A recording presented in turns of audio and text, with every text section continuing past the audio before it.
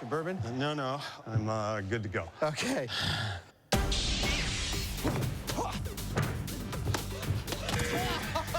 I really thought being above Jamie would just give me this towering plank, and I was just going to win every one.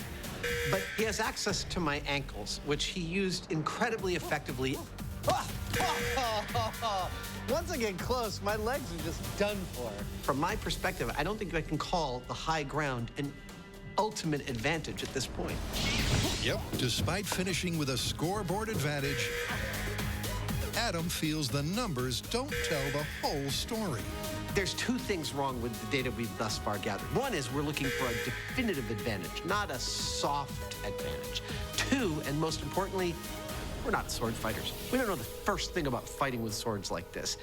We need the assistance and perhaps even some training from an expert. Yeah, that's what we need, an expert. And while the guys wait on a Jedi delivery, it's back to the workshop, where the Heineman has dumped his foam failure. And they're going off to the side. To test the myth that the Star Wars laser blaster dodge is feasible physics or a filmic fiction, Jamie has to match the movie's velocity with more accurate aerodynamic ammo. Straight ping pong ball, not very accurate. It's going about 60 miles an hour, which isn't good. But we have ping pong balls made out of foam, and when I put a skewer on them, 150 miles an hour and dead straight. That's cool. One. Bullseye. After converting his arrow-inspired prototype into a more polished version, Let's see what that does. and adjusting the air pressure powering the gun, Okay, 80 PSI in 3, 2, 1. Jamie nails the blaster benchmark he's after. We've done a number of runs now, and we're getting very consistent speeds of 130 miles an hour out of our gun. So we're right where we need to be.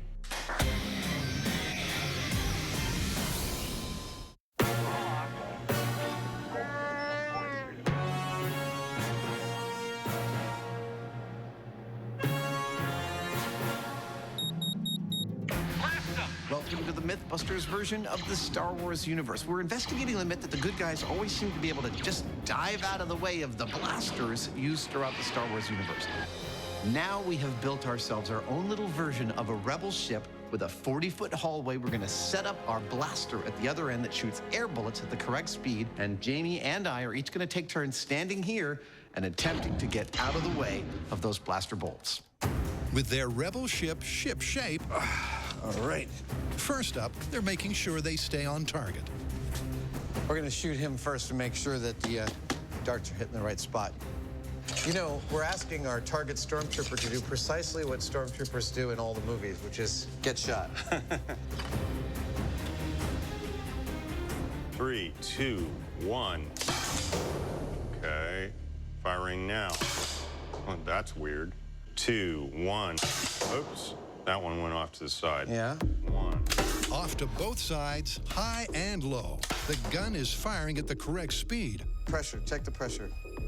Yep, Pressure's good? yep. Firing. Now that's just crazy. But at some point in the mass production of the ammunition, they've become unpredictable. They're kind of like this. The arrow-like fletching has somehow lost the aerodynamic qualities of Jamie's handmade prototypes. That means I'm headed back to the shop to come up with something else. Back at base, Jamie decides to start over. And this time, he's borrowing a design element from Bullet Ballistics. 3, 2, 1. I think that's going to work. And it's diabolically simple. A couple of ice cream spoons